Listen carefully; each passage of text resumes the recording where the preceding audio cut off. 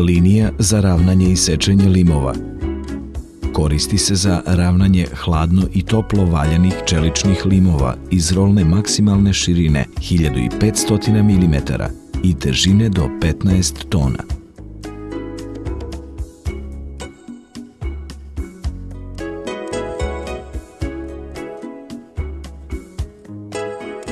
Linija se sastoji od odmotalice sa hidrauličnim kolicima, mašine za ravnanje limova, makaza za odsecanje tabli na željenu dužinu, prihvatnog stola za slaganje i pakovanje odsečenih komada i kontrolnog pulta.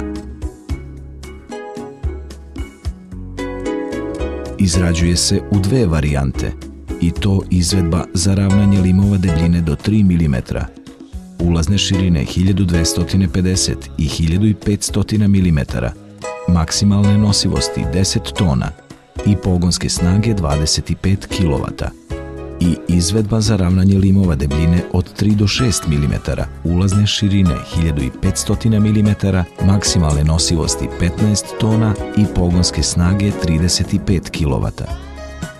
Ravnanje lima ostvaruje se pomoću 9 valjaka, koji dobijaju pogon pomoću kardanskih vratila, povezanih sa razdelnim reduktorom i pogonskim elektromotorom.